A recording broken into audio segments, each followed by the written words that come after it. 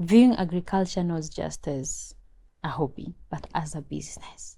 What is lacking? I am in Kajiado, we do not have Dumas there, or we have so many arrow roads in Kiambu. Yeah. We have very many quality cereals from Makueni. Yes. How can you bring those to your area? In a world where everyone's chasing tech dreams and city lights, today's guest took a different path, straight to the soil. From crunching numbers as an actuarial science graduate to cultivating impact as the founder of Arabuko. Take us through what Arabuko does again. Arabuko Limited is a social enterprise. So that means we have the profit side and we also have the non-profit arm. So what we do on the profit, we aggregate fresh farm produce. We provide market to smallholder farmers. The value chains that we deal with are fresh fruits, vegetables, cereals, meats, and chicken eggs. Right. So this we supply to institutions in bulk. What is your industry like for women? How does it treat young women? Things are very different for the rural women. Yeah, they're the ones who look after the cattle, but they don't see a cent. They're the ones who toil in the farms, but the produce belongs to who? The man. The man. How do we make sure that also women have equal pay? Clariece Mwikali is redefining what power looks like for young women in agriculture. The beauty of not running your business, not just as a profit business, also as impact.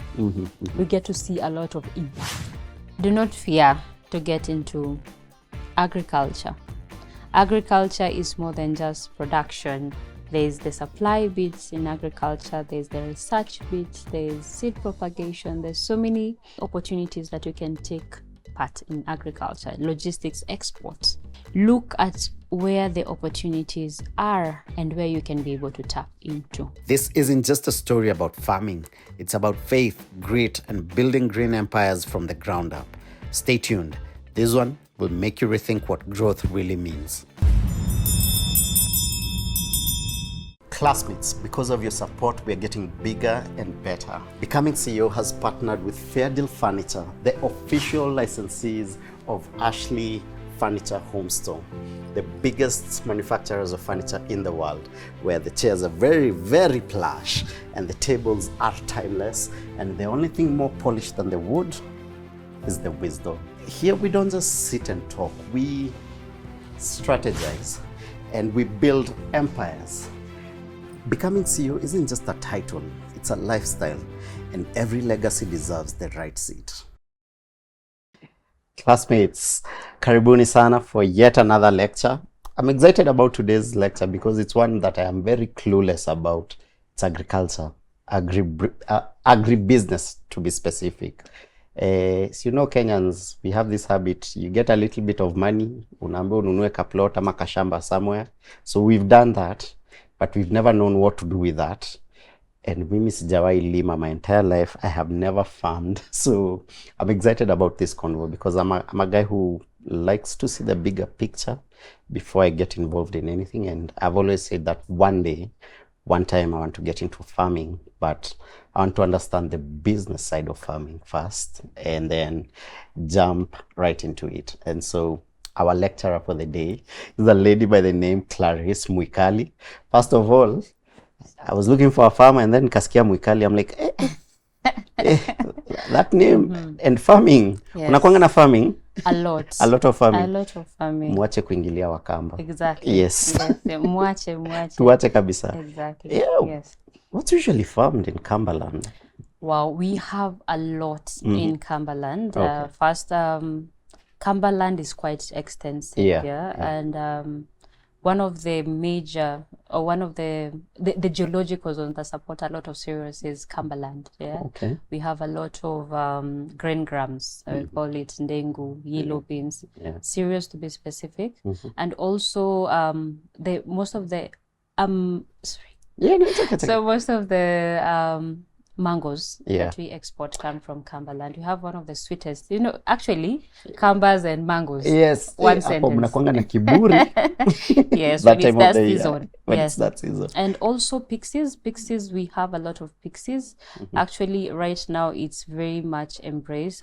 People are getting into large farming of pixies and also oranges and all types of citrus fruits. Right. Yes. All right. Clarice runs social enterprise. Yeah, called Arabuko. Yes. Please tell us more about Arabuko. Yes. Maybe I can start by introducing Yeah, myself. of course. Tumeanza tu story. Yes. Go My ahead. name is Clarice Mwikali. I am the CEO and founder of Arabuko Limited. Arabuko Limited is a social enterprise. So that means we have the profit side and we also have the non-profit arm. So what we do on the profit, we aggregate fresh farm produce. We provide market to smallholder farmers. The value chains that we deal with are fresh fruits, vegetables, cereals, meats, and chicken eggs. Right. So this we supply to institutions in bulk. So bulk of takers like universities, we work with processing companies, we work with exporting companies, we also work with international schools.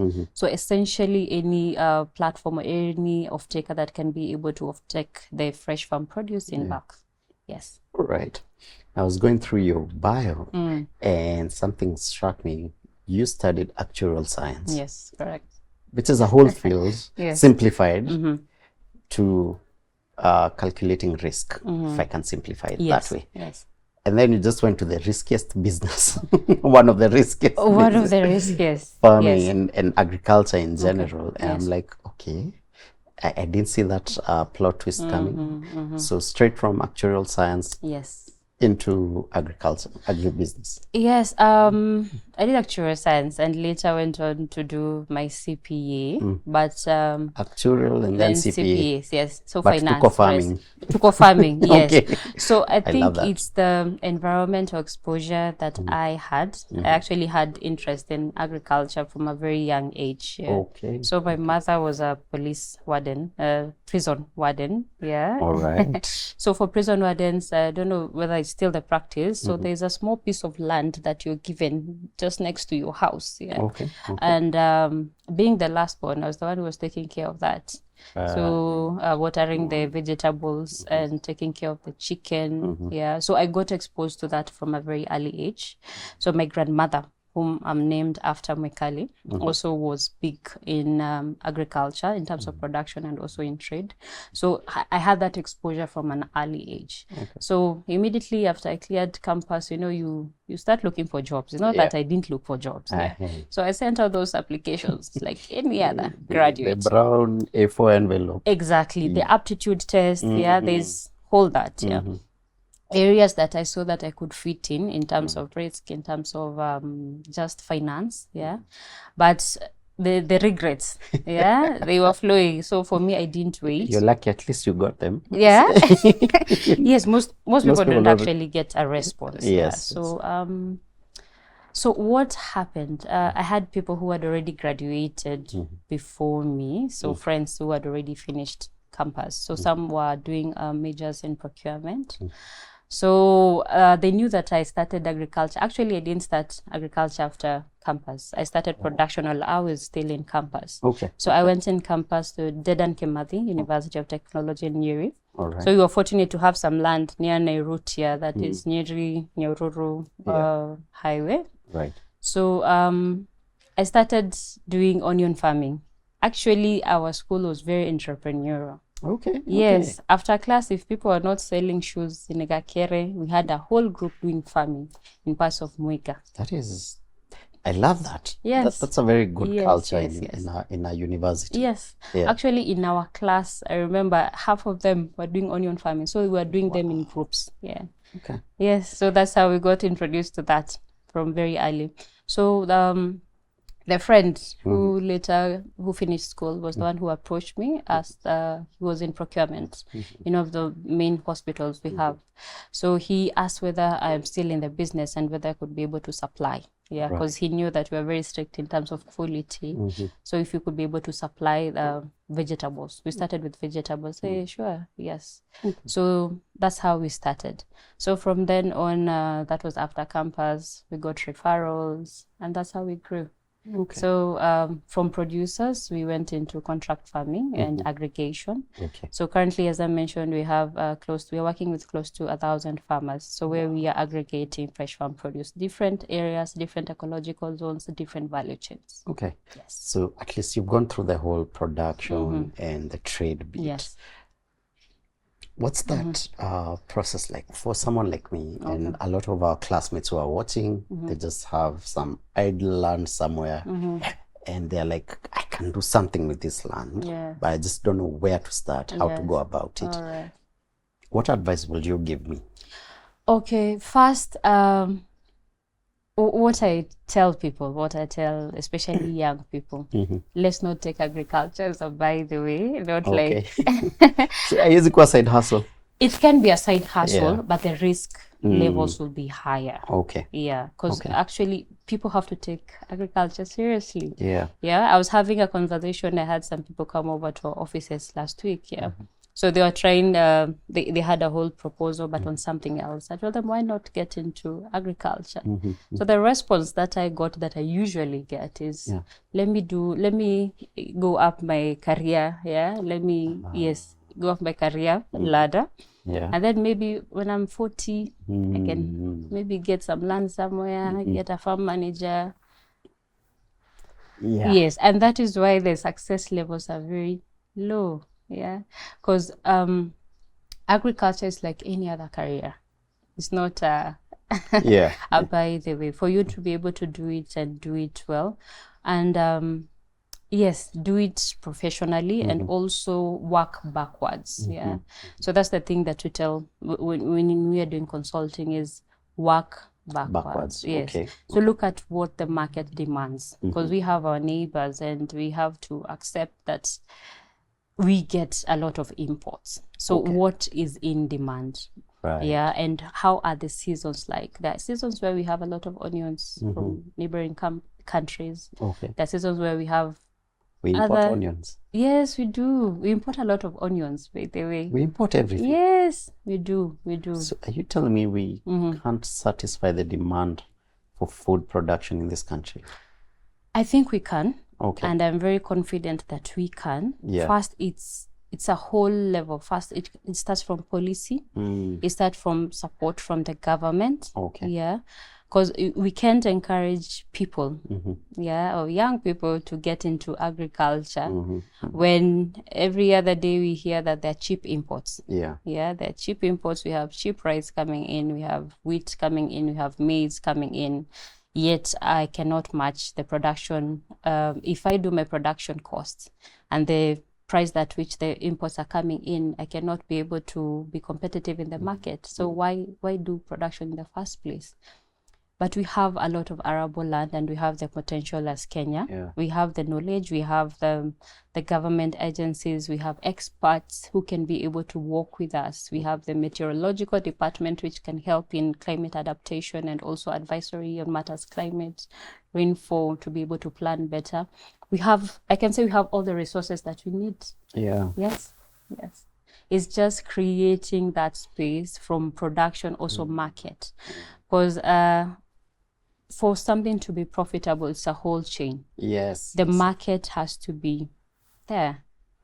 Competitive, sustainable market. I'm sorry, I'm sure you can see the look on my face. It's I'm just having a bit of dissonance. Like, how is it cheaper to import from another country than it is to produce locally? What are those factors that make it much harder or much more expensive to produce locally as opposed to importing? First, there is tax on the farm inputs, in terms of chemicals, in terms of seeds, everything that is required to be able to produce. There's tax, and also the scale. There are countries that are very serious. They have set areas, specific regions to be able to produce. So they are able to do volumes of scale. Economies of scale, we cannot be able to match that. And also the shilling. We should accept that in terms of shillings of competitiveness, the Kenya shillings ranks higher compared to our neighbors. So there's that. I think, and this is a very layman thinking. Like I said, I know very little about the agricultural trade and everything, but it bugs me when I walk into a supermarket and I see oranges imported from Israel or somewhere. Like, First of all, Israel is a desert country. What do you mean? We can't produce this. Yes. We can. We can. We have, I believe, there's some support that we need, especially from the government, and we have to do it intentionally. Let me say, we have to do it intentionally, because I cannot say that we don't have researchers who are able to develop some of these things. We have everything that we need. We just need the right systems, the right support from all institutions. Yes. Yeah. Agriculture controls what percentage of our GDP? Please, classmates, instead with the actual figure. Don't have the actual figure. Yes. But my thinking is, if government was more proactive in agriculture, then the one consistent challenge they have, which is unemployment, would we can really significantly bring down those unemployment rates. Yes. Or maybe that's where you come in. You make agriculture cool. Yes. Maybe for us it was made, it's not as cool. Yes. Yeah. I think there's a lot of misconception around agriculture. Okay. Yeah. The first thing, as I mentioned earlier, I interact with so many young people. So you ask what are the career paths that they want to get into? Actually, zero. Or very few will say that I want to get into agriculture. It's very true. Yeah. And I ask them, why so? They tell me, show us the money. Yeah. Show us the money. The money is there. Money is there. Yeah. The money is there. Maybe we don't have enough, or we can say maybe the farmers or people in agriculture who have done really well are very modest. Yeah, they're not in social medias. Yeah, come with me to the farm. They're not on social medias showing the wealth. Yeah, but we have a lot of millionaires in agriculture. We work with so many young women who are doing really well in terms of breeding, in terms of crop seed propagation. We have so many examples. Yeah. We'll come to the opportunities across the value chain when it comes to agriculture, but it's something you've mentioned, and it's something we have struggled with as an industry for the longest. And for me, I've always maintained that one of the reasons we document a lot of our business and the process of what we are doing in the entertainment industry is because it was very hard for us growing up as kids. Telling your parent that you want to be a filmmaker or an artist, they're like, we are looking around, we are not seeing successful artists. Yes. And then later on, when I got into the industry and I interacted with even the older generation of actors, and I'm like, oh my goodness, there's some very, very successful actors and artists. Exactly. And it was actually a disservice to us because they didn't document their life. And I understand it's a thin line between privacy and so now it's very interesting to hear that in your industry as well, which is true. We don't see model farmers, like really wealthy farmers. We don't get to know them. So we don't get to see and understand that there's more wealth. There's more wealth in farming than content creation. Yes. And I can admit that. No, actually, every sector has its own pros. I can say for us, we can be the trailblazers. We can decide to be the ones telling the stories. We can decide to be the ones who are encouraging or just spreading the word that this can be done. For me, I mentioned I never got into employment. I did this from the word go. It was very hard actually to tell my mom because my mom was constantly praying. This girl for job. It got to a point I told my mom, stop praying. Stop praying for me. This is the path that I have chosen. So currently Arabuko, we have grown. We have been able to employ. We have been able to increase the number of companies that we are working with. We have been able to build a name for ourselves. So for me, it's just to tell the young people, tell people who want to get or choose agriculture as a career path that it can be done. You can be sustainable. You can be able to create also dignified jobs for other people. And also, we don't forget that agriculture is one of the biggest, if not the biggest employers, in the country. All over the world. All over the world, because, food food is a must-have. It's Yes. not a nice to have. No, it's a What I staple. do, Yes. entertainment, that's a nice to have. But food, Yes. we all must eat. Yes. So yes, it's the biggest industry in the world. Yes, and also we have to debunk that agriculture is only in production. Agriculture is not just getting Please. into the farm. You know the entire value chain. Yes. What are the opportunities in that value chain? Okay. Because naweza shindwa kulima. I Yes. don't want to mess my manicure. Yes. So for agriculture, we have crops and we have livestock. Okay. Yeah, and we have the whole food system from production. Right. Yeah, that involves planting, the actual planting. We have propagators, seed propagators, people who have decided to take that as a career, and they do that and only that. We also have people who generate seeds or multiply seeds. We also have people who are in harvesting, the people who harvesting. There's logistic, there's distribution, there's value addition. Yes, basically there's everything from the beginning to the end. And also there's tech, there's AI. Right now we are we call it tech era, or what do we call it? Yeah. Yes. So we can be able to incorporate a lot of AI into agriculture. Okay. Yes, yes. Okay. Yes. All right. I know there's something you've mentioned about Arabuko, the social enterprise, having the profit side and the non-profit side. Yes. Maybe let me touch a bit on the non-profit side. So what does that look like for you guys? So for the non-profit side, we have been able to work with farmers in 6 counties. We're in Machakos, Makueni, Kajiado, Nairobi, Kiambu, and now in Murang'a. Okay. So different areas, we deal with different value chains. So we have 3 main objectives. Okay. First, we do capacity building. This is skilling. All right. So the areas of focus that we look at are food safety, agronomy support, where we work very closely with government and local governments, and also parastatals that are involved in crops and livestock. We are also in entrepreneurship, because the main goal is to be able to encourage or to transform young people, not only into production, but also into agripreneurs. And the other objective is market linkages. We ourselves, we are able to offtake the produce and also help young people in accessing markets in the different regions that they are in. We are also have the Young Women Aggregator Association of Kenya.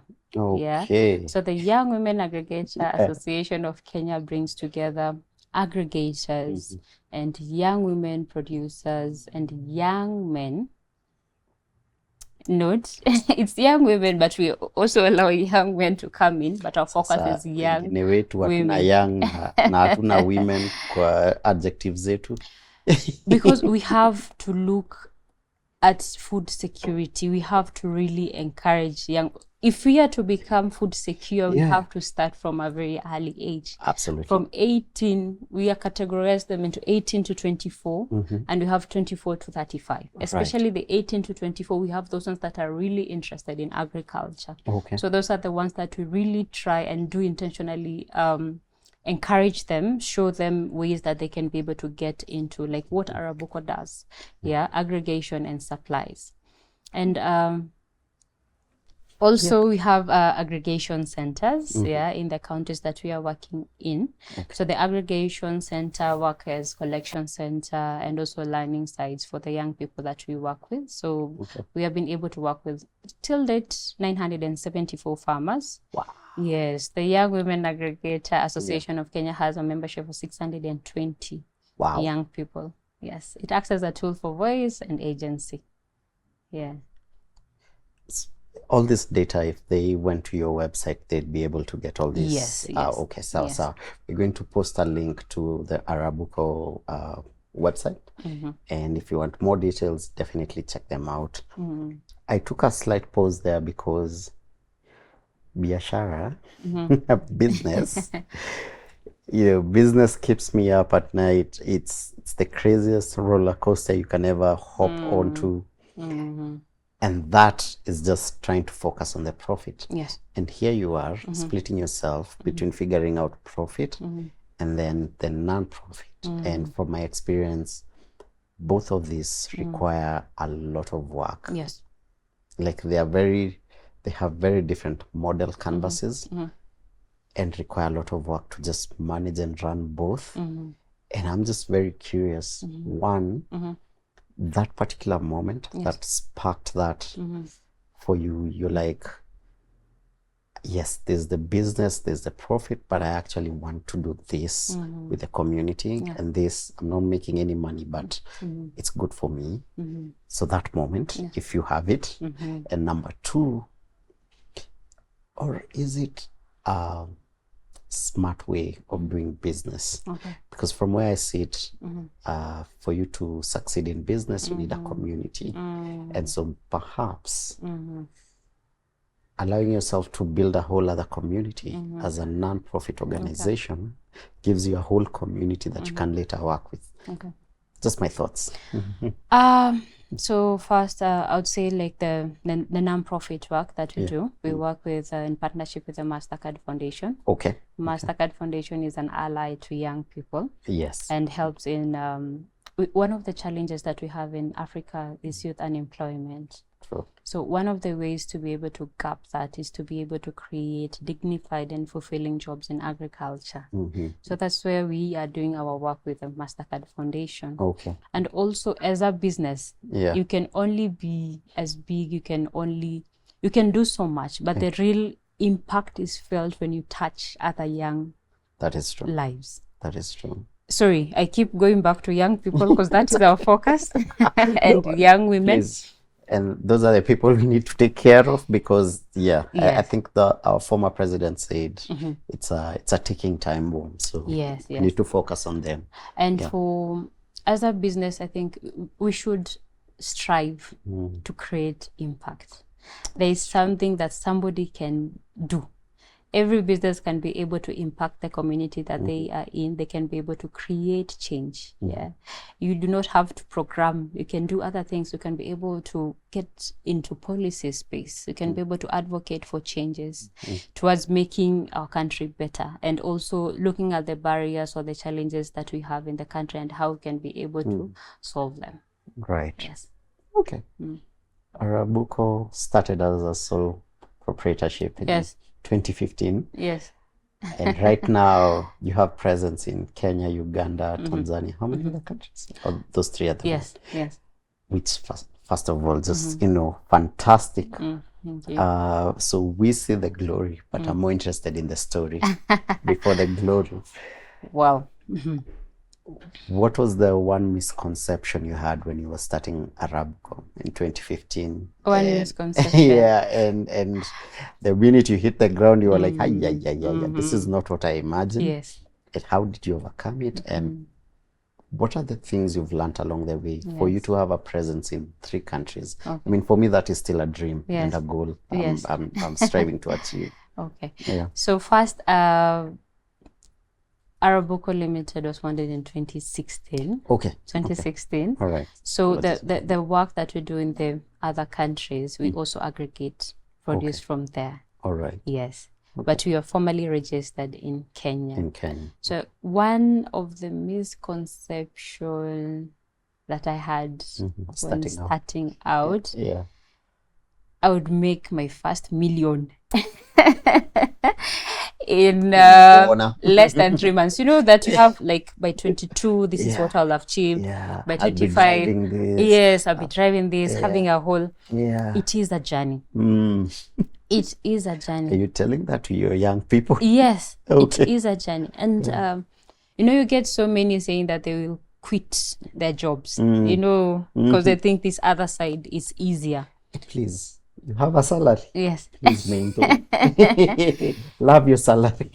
It is not easy, because you are responsible for lives. You are responsible for so many other things, and especially when you have committed yourself to be able to working with large institutions or corporations, aggregating companies that have containers to fill, and you are their main aggregator.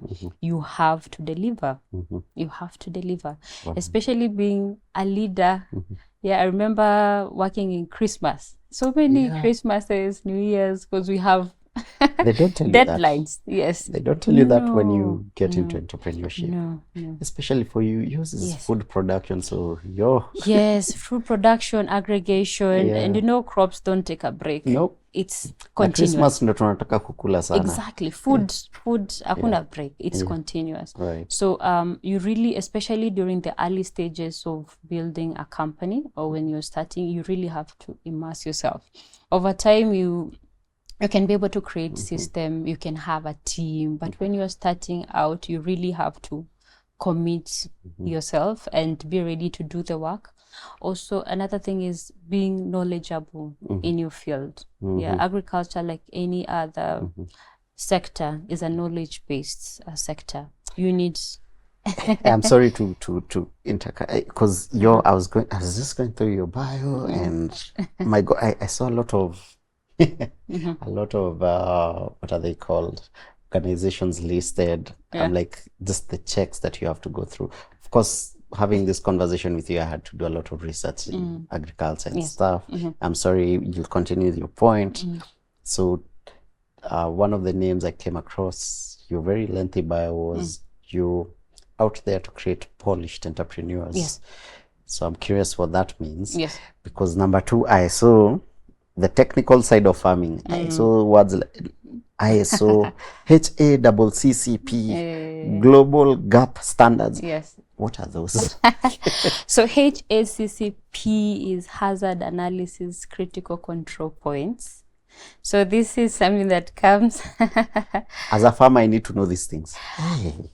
But you can work with people who know these things, but you have also to be present. Yeah, so sure. Yes, HACCP is falls under food safety. Okay. So food safety is also a training that we provide to the farmers that we work with. So food safety is very key.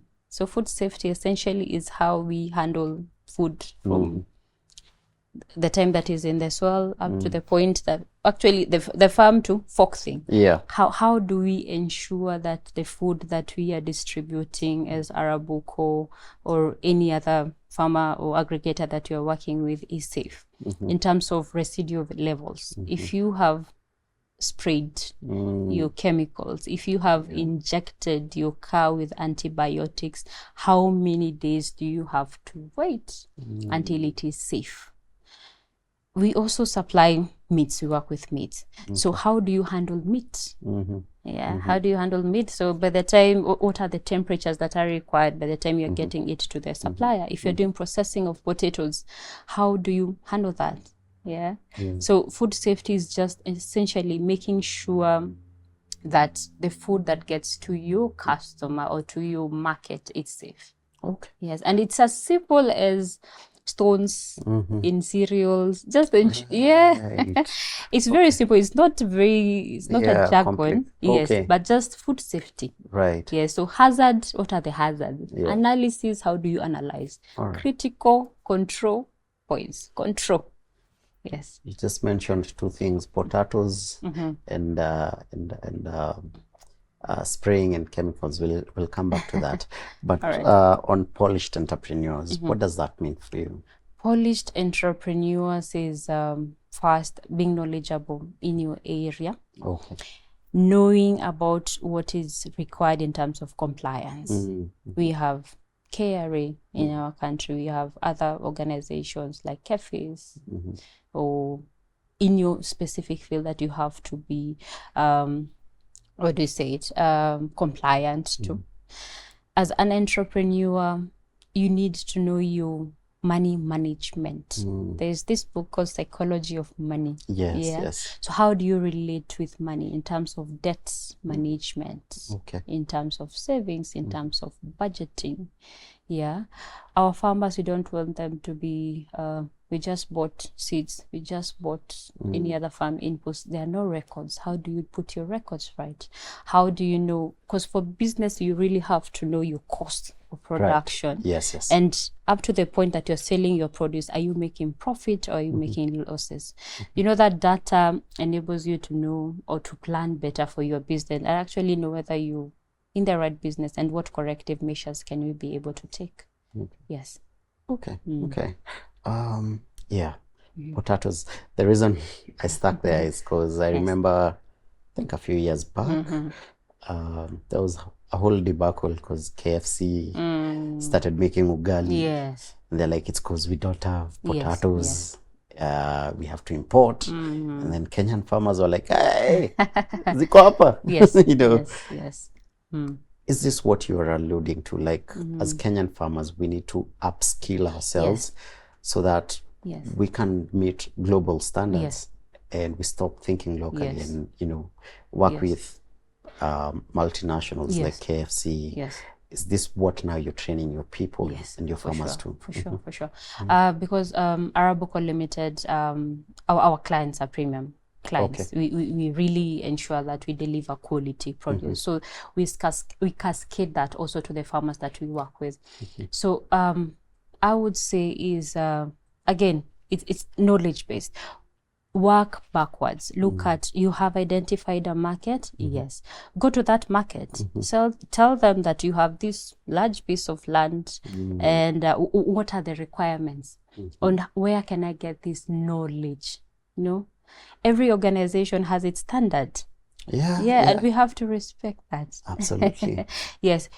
Approach them, tell them that there is, can I be able to tap into this opportunity? If not, how can I be able to grow towards that path? You may not get that particular organization because they have the right to say yes or no, but how can you be able to level up in terms of standard, in terms of everything that is required for you to be able to get there? Yes. So different markets, different requirements. The same thing for you, if you're starting a business, what you needed to be able to get to a certain level will be very different to what you require to get to another level. That is true. Yes, that is true. Let me tell you, you are flipping a lot of wheels in my head because primarily agriculture, especially the food production bit, how we see it as outsiders has always been an industry for unskilled labor. Like when you think about that farmer who goes to do the actual farming, the actual tilling, the actual taking care of the livestock. But from our conversation, that farmer has to change. We really need skilled farmers. Like by the time you're stepping onto that farm, and I see where your challenge is, because we need to make farming and agriculture cool again, so that it's very knowledgeable people again stepping to do these jobs. Wow, sorry, it for me it was just that light bulb moment. You're like, farming has changed. Yes. We need farmers who understand all these organizations and all these standards. Farmers who understand tech and AI. Oh my goodness, the image of the farmer has switched. Yes. Oof. And there is a lot of knowledge out there. Yeah. There is a lot of knowledge. We are having this discussion with you. There are so many other platforms that you can go and learn. There are free courses. We have our research organizations. Okay. Yeah, we have Calro. Yeah, they have their website. There's a lot of knowledge. You can go there. They have small. Our team went there and we learned everything on poultry. They have those. Actually, I remember when I started, I didn't give you this story. Please, I love because I really decided to get into this and do it seriously. One day I woke up and went to Kilimo House. Okay. I went there and my mission was to ask what opportunities are there for young people. Right. And I remember when I was just going to that office because I was waiting somewhere. Of course, you wait. Yeah. Government office. I crossed paths with the Minister of Agriculture. Oh, wow. Yes. Okay. Yes. Okay. It was that moment. I didn't take. You didn't seize the moment. I didn't seize the moment, but okay, this is possible. All right. But the offices are there. Okay. I'm not saying that they have all the answers, but you have to be very intentional. If it's a career path that you have decided to take, learn everything, look at the opportunities that are there, because there are so many opportunities. Yeah. I'm just trying to imagine you, a young woman in this government office, demanding for answers for very big questions. And what was that like for you? And what is that? What is your industry like for women? How does it treat young women? Oof. Oh, Yes. did I just start a roll now? Okay, that's good. Yeah. You know, it will take about 300 years for us to say that women and men are equal. You know, people are complaining a lot on women empowerment. We are not there yet. I agree. We have the rural woman and we have the urban woman. Yeah. Things are very different for the rural women. Yeah. They're the ones who look after the cattle, but they don't see a cent. They're the ones who toil in the farms, but the produce belongs to who? The man. The man. Yes. Yes. How do we make sure that also women have equal pay? Yeah, because it's about revenue. Yeah, it is. Yes. It is. It is. Yeah. So what can we do? What can we do? Because actually, that is the work that we are doing. Because when you, I keep on mentioning young women. We want to be able to transform these young women from just being producers, from just being caregivers, to actually doing agriculture as a business. Right. The mangoes I mentioned that are in Makueni, they're the ones who are in the fields. I'm not saying men are not there, but they also take part in that. Yeah. How can they be able to take ownership? Because actually the other challenge among young women, especially in the rural areas, is land access. Yeah. When you're married, when you're newly married somewhere, maybe you're 18 to 24, because it happens, people get married early. Yeah. In terms of say, in that homestead, the father is there, the mother is there. In terms of usage of that land, you are not necessarily a priority. That's true. Yes. So what we have done, we have been able to work with county governments, local administration, chiefs, who have been able to help in accessing parcels of land, where these young women can be able to come together in groups and produce. After producing, they are able, first they produce quality. Yeah. Very good quality, I can tell you. The production areas that we have, and they are very eager to learn. When you have people coming in from maybe the Calros, who are experts in livestock, in crops, coming in, they actually, even beyond the classes that, of the training that we are able to give them, they call these people, okay, my poultry is looking like this. How can I do better? They seek out this knowledge. And we have seen some doing very well. Yeah, some have gone on to open their own aggregation centers, where the leaders of certain groups, so this aggregator has a group of 15 farmers who they are supporting. Okay. Yeah, so these farmers bring in their produce to the aggregation center, and they're able to sell as a unit.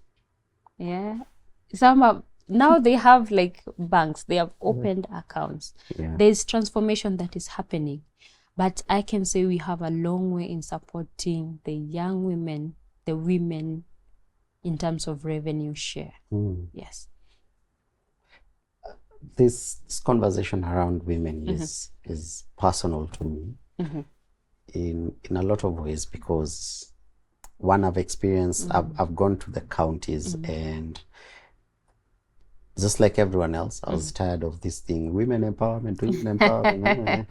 Then sometime last year, I did a whole county tour and just talking to young women and seeing what women were going through. And then it hit me, oh my goodness, we are so far off. That woman in the rural area still needs a lot of empowerment. And so nowadays, anytime I'm having this conversation, especially with a lady, I'm trying to understand better how we can make it better. And so one of the things you've mentioned a lot is aggregators, and I know you've come up with a Young Women's Aggregator Association of Kenya. Association. And So I'm just curious, what does collaboration between women look like that is very different from men? Because one of the things I've picked up in businesses is majority of us men, no one wakes up in the morning and says, my goal today is to be a chauvinist who will not give women chances. The way we've been socialized and the way we interact is very different from the way women interact and socialize. So for me, being aggressive towards another guy and you know, giving him banter and being as crude as I can, that's normal, that's every day for us. But do the same thing to a lady, that's violence. Yes. You know, so I just want to understand what collaboration looks like for women that's different from men. And so figure out what type of space we need to give women so that they flourish more. Okay. Well, I like to speak from experience because it's something that's I see. So when we have meetings or when we call out gatherings for, or we do calls for young people in agriculture, we have the young men and the young women coming in.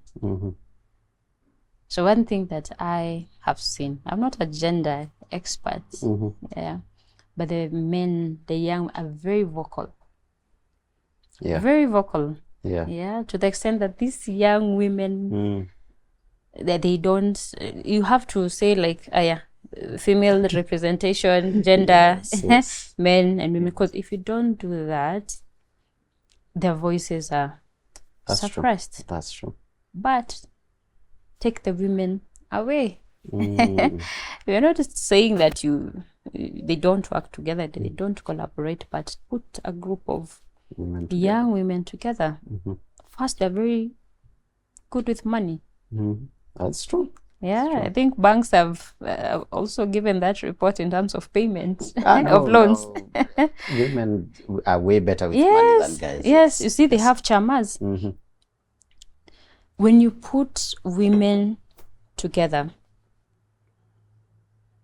they do a lot, because a woman does not, I'm not saying men do not look after their families, but for women, their priorities, my children, the future of my children, food for tomorrow.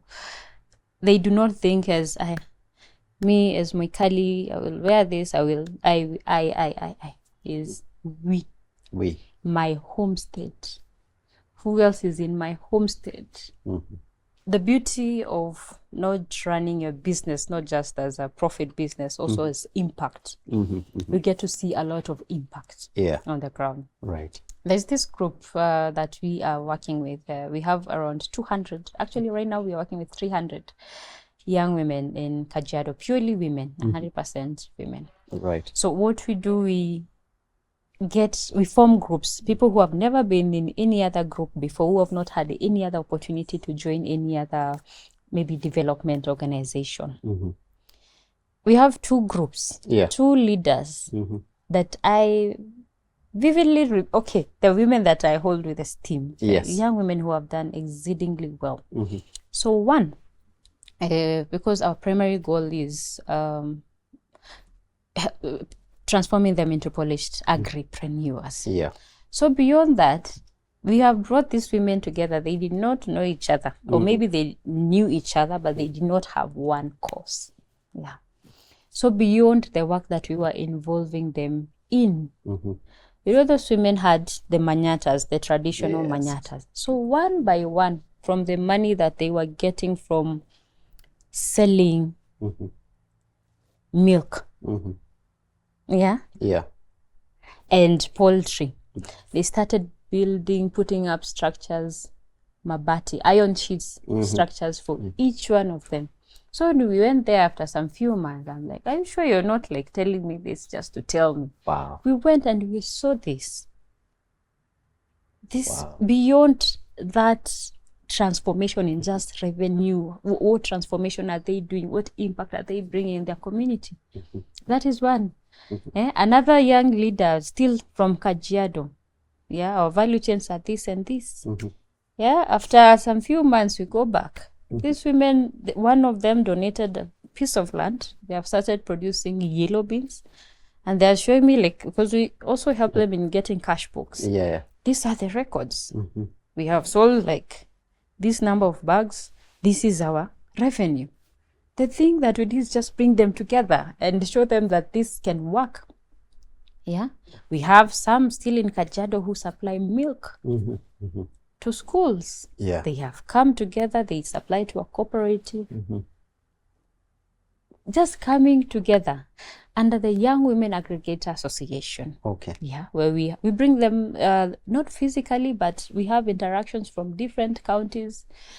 Recently, we had Kajiado women buying goats that produce milk from Kiambu.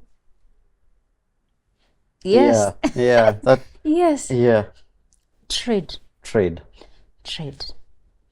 Viewing agriculture not just as a hobby, but as a business. What is lacking? I am in Kajiado. We do not have dumas there. Or we have so many arrowroot in Kiambu. Yeah. We have very many quality cereals from Makueni. Yes. How can you bring those to your area? Right. You have the access of farmers. Yes. Oh my goodness. Another thing, last one. I was in one of the meetings that we had with a group of aggregators and farmers in this is in Kalawa, Makueni. Yeah. Yeah. So they start, right now there's scarcity of pawpaws. Yeah, in our country, in the markets, the major markets in Nairobi, there's also scarcity. Right. We have pawpaws. Now, the prices, we are no longer selling at X amount of Kenya shillings per kg. We are doing this. That power of coming together. Yeah. They know they have quality and they have the volumes and they can be able to supply consistently. So how do we also give them voice? Yeah. Let me tell you now, the way you've just put it out, like how you do the intertrades, is when I've seen the power of what you're doing, the aggregators, because what you're creating is a network of producers. Yes. And you have producers in one region, you have producers in another region, in one country, but they're all under this one umbrella called Arabuko. And because of that, I don't need to struggle to guess what someone in Uganda needs. Yes. With this network, yes, I can quickly reach out, yes, figure out what they need, yes, produce that, and yes, sell. And oh my God, what? Yeah. Please take us through what Arabuko does again. Okay. One more time, because I feel like I've just grasped it now, like the bigger picture. Yes. And yes, why, if I am a young farmer, I need to tap into this network. Yes. Yeah. So Arabuko, we are a social enterprise. Yeah. So we have the profit and the non-profit where we create impact. Yes. And we they essentially one. Yeah. Yeah. So what we do, we are end to end. That means that we are in touch from production up to the very last level of taking or supplying to institutions. So we ensure we aggregate quality. Keyword is quality. Traceable. Yeah. Consistent. And traceable is important because if I have an issue with a product, you can trace it all the way to the farmer. Exactly. And what fertilizer or whatever they used. Yes. That's important. Because the issue of quality and traceable is that the produce that we give to you as a client, we can be able to go back because we have this data of farmers. We can be able to say this is Mwikali's farm, this is Nyambura's, this is Naisula's farm. And beyond that, just we walk the journey with these farmers. 1 year, 2 years, we work with them. We help them in accessing quality seeds, hybrid seeds, because one of the reasons why we're not able to produce quality is the seeds that we use. We work with the county governments in terms of collaboration, extension officers. Okay. They are the ones that very knowledgeable people. Yeah. They come to the ground, they walk the journey, like from this is how, because we also use climate smart agriculture. It's one of the national adaptation policies that we have. Okay. They walk the journey with them. Yeah. In terms of food safety, our farmers have the food safety certificates. We work with credible organizations that come to train them on food safety. How do you handle food? Right.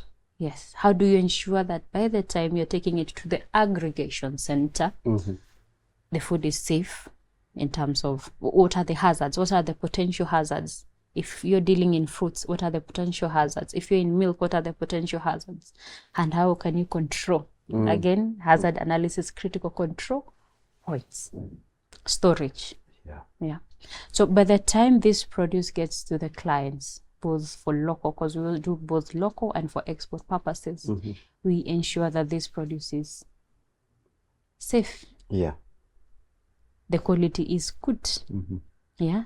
Because most of our clients are hospitals. We work with hospitals. That's true. Yeah. We work with schools. We work with, actually, everybody deserves good quality food. Yes. And as a consumer, I think as a parent, as a consumer, nowadays it's the one thing that keeps me up at night. Like, it's things we never used to think about. But because, unfortunately, we live in a country where we love shortcuts as Kenyans. We really love shortcuts. Yes. And so nowadays I'm buying food. I'm like, is this safe for me? Exactly. You know, a few years down the line, I don't want to hear that I have cancer. And when I trace it back, it's because I chose to eat healthy, but the foods were not produced in a healthy way. I hear there are a lot of insecticides and pesticides that are permitted in this country that are banned in a lot of other countries.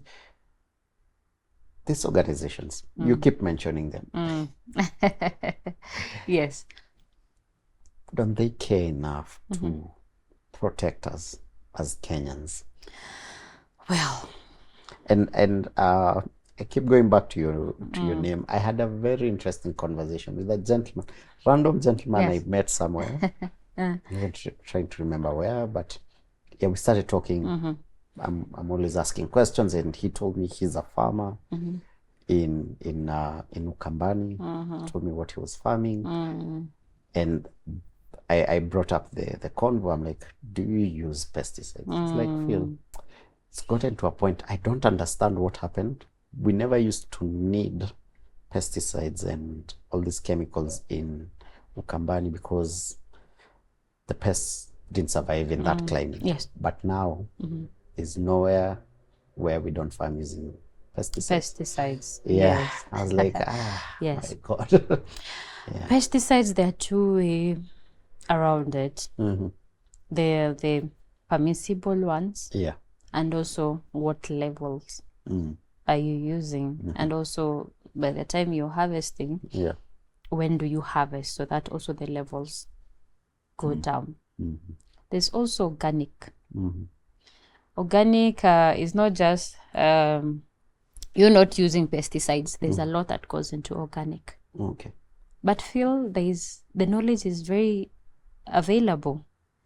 Yeah, we have there's an organization that we are working with. It's organic something. They have come up with new technologies, new ways of controlling the pests. Yeah, as simple as you plant kales, you can plant onions, the spring onions around it. Yes, around it, and that acts as a pesticide. Yes. Okay, For us, is Arabuko what we do, because we have different classes of markets. Yeah, we go to them the same approach that we were saying about the multinationals. We have access to land. We have a farmer network that is ready to grow the produce. Yeah. What are your requirements? What are the value chains that you are interested in? We can find one organization that is processing juice, only wants ginger. Where do we produce ginger? We also go back to our research. We have KNBS. Yeah. Which are the ecological zones that best produce this? Do you have farmers there? Are they willing to do so? Yeah. So in short,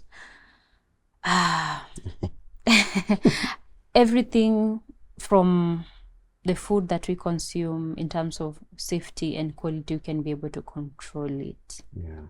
Again, you mentioned that we have pieces of land, we have parcels of land. You know, we say leasing. We have leased from it's 100 year. Yeah, 99 years. Yeah. 99 years. Yeah. That land is not meant to stay idle.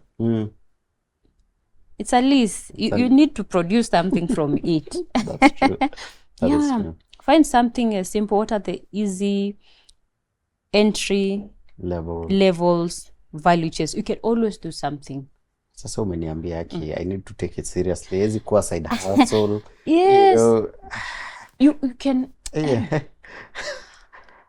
But presence, the thing actually, we why we are not getting there to the 120% in terms of food sufficiency or 100 is there's so many factors. First, that we're not taking it as a proper career path. Yes. Okay. Yes. I mean, for me, it's very important that we start looking at the non-sexy industries, the boring industries, because I sit in that intersection between creativity and commerce, and so I'm involved in a lot of conversations around the creative economy. How can creators make more money? How can artists, filmmakers? And the more I sit with it, the more I sit with data, the more I have conversations, the more I do research. So far, where I'm at, the sad conclusion is only about 1% of creators have a success rate. Okay. But in an industry like farming, you'll get a success rate of like 87% for those like serious farmers who focus on it. First of all, in Kenya, I don't think there's a billionaire creator. But if we look at the US, for every one artist who's a billionaire, there are 200 other billionaires in other quote-unquote boring industries. And this conversation is important to me because I talk to a lot of young people, and I have not heard a single one of them say, I want to focus on agriculture. All of them tell me, Phil, I want to be a filmmaker. I want to be a content creator. I know we see the glitz and glamour. And I'm here, I'm like, guys, please. Clarice is here and the wealth in agriculture. Please tell them. Please tell them where they'll make their money. But I understand the passion. Yes. And if you can merge the two, you're a creative. What I'm telling people is take your creative and then merge it to an industry that stands on its own. So be a creator around agriculture. Yes. So now you get to live both worlds. You get to live the creative side of you, and you get to make the money from the agriculture. But please talk to them, tell them where the money is at. So my call to action, to young people, especially young women, yes, is do not fear to get into agriculture. Agriculture is more than just production.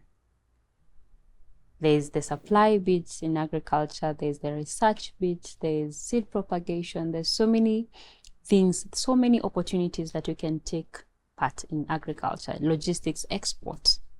It's endless. Look at where the opportunities are and where you can be able to tap into. Where can you get the knowledge? Can you go to the markets? Can you be able to sell your value? What are the value propositions there? But my call to action is to join agriculture. Do not fear to get into agriculture. It's a very lucrative industry. Look around, research. There are so many people doing very well. And their wealth comes from agriculture, different value chains, from different levels in agriculture. So please come. Yeah, you can learn a lot from us. Arabuko, we are here. We also do the mentorship. We also work with young women, young people who want to get into agriculture. We'll walk the journey with you. Thank you. I Naskia. Because after this, I'm going to follow up with Clarice, because I also want to figure out how I can get into that industry. I'm very scared as well, because I don't think I have a green thumb in me. But we've talked a lot about Arabuko. So we know Clarice and Arabuko wako hivi, but we want to know Clarice. What are you passionate about other than what we've discussed, the farming and agribusiness? Yes. Yeah. What makes Clarice happy? What are you passionate about? I enjoy moving around. Okay. Yeah. Driving around. Okay. Especially the rural areas. Yeah. And going to markets. Soko. Like for real, everywhere I go. There was recently in Arusha. Yeah. And then we were passing somewhere. We saw like carrots. It's aggregation center, but in Swahili. Yeah. It's Tanganyika something. Okay. Wow. Okay. I told them that we have to stop. I need to go and have those conversations. My first, okay. No, I'm laughing because of something I experienced, but please continue. Yes. Yeah. But Sokos, I think that environment does it for me. Yeah, Marikiti, when I was an intern somewhere, after lunch, I used to chomoka, go to Marikiti, be there, and then talk to these women. You see, they have lorries of potatoes that are come from Uganda. Yeah. At that time, the paper bag wasn't banned. It is full of paper. Those people are like, these markets. Yes. People wearing like those not very clean clothes. Yeah. They have so much money. I am smiling so hard. Yes. I was in Ghana recently, and so I go to a new country. I'm always like, where do I need to visit? Where are the tourist sites? Aki nilipewa list ya markets. I was very confused. I was like, yes. Why? Like, people come to this country to go to markets. They told me, yes, Philip, markets is a whole tourist thing. And now speaking to you, I'm like, oh, so you're the people who are making us be given lists for markets. We were in Senegal recently, and the first, when we got into town, there's Africa Food System Forum 2025 that happened Please talk to us about last month. Yeah. So when you got there, the person who was taking us around, so where do you want to go? Market. The clothes market, no. The food market, that is, personally, that is my space. You have very real conversations there. Classmate, if your tourist thing is going to markets, please leave a comment. I want to get to know you people. Like, unaamka asubuhi unasema mimi, my goal in life ni kwenda kwa soko. Yes. It's a thing. It's a thing. Yes. Are you an avid reader, or do you do more of podcasts? Both. You do both? I do both. Give me your top 3 books. Books? Yeah. Wow. The Confident Woman. Okay. Joyce Meyer. All right. 5 a.m. Club. 5 a.m. Robin Sharma. Yes, Robin Sharma. Yeah. The Psychology of Money. Yes. Very important book. Very important. I agree. Yes.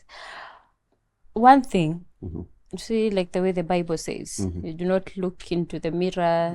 When you read something and you do not follow up, it's like looking into the mirror and you forget how you looked like. Right. Yes. Those 3 books, you need to practice. Yeah. The 5 a.m. Club, it's a lot of discipline.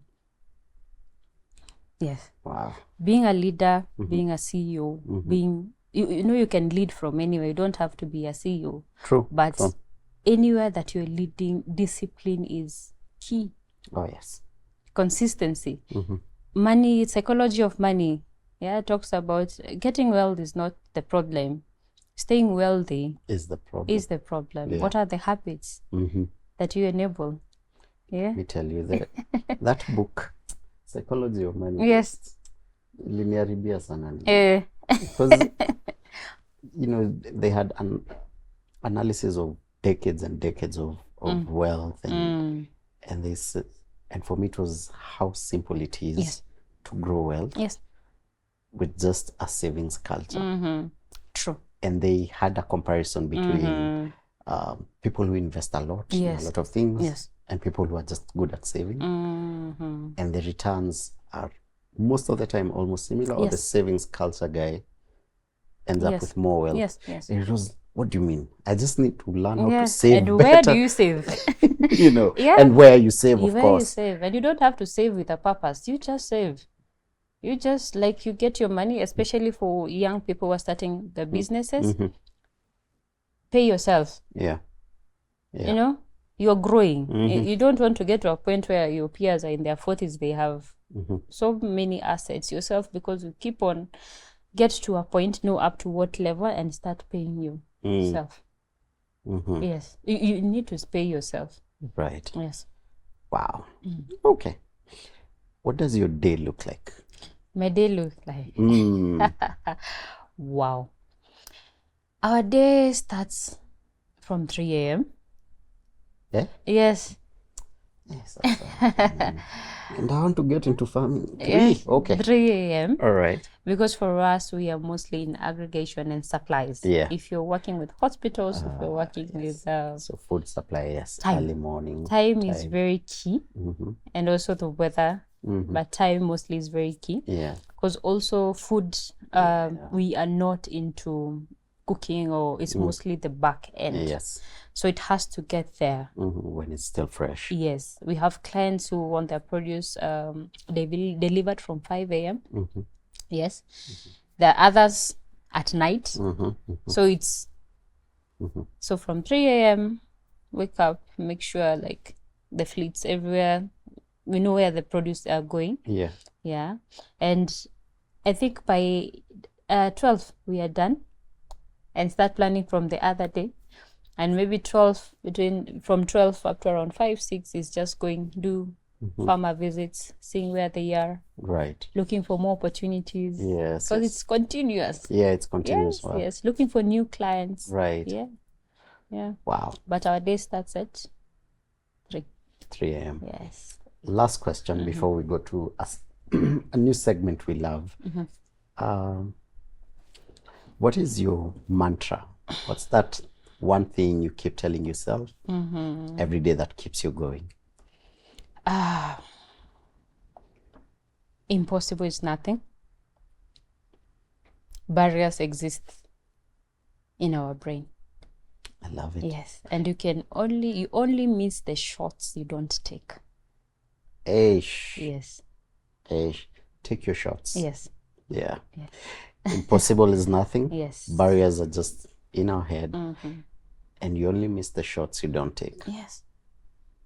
Clarice, thank you so much. Thank you. This for me has been a very fun conversation.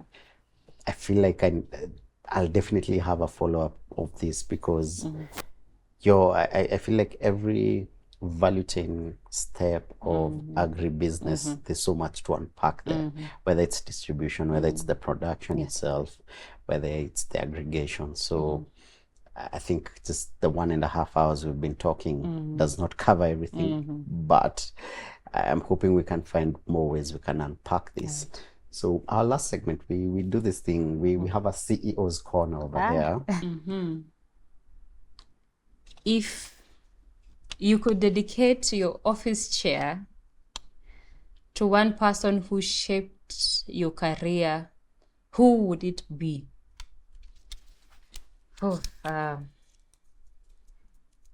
That has to be my mother. That has to be my mother. My mother, in as much as in the early stages, she was not very welcoming of the fact that I chose agriculture as a business or as a career path. She still stood by me. I remember one time that I was very discouraged. Yeah. She told me, like, you see those, she gave me examples, real life examples of people who had made it. And she told me that I could make it too. And also my mom, being a young person in tender business, she gave me my first loan. She believed in me. And the first client who did not pay, She asked me to give her the number to call. Yes, so she was a policewoman. So yeah, thank you. So I picked the next. Yeah.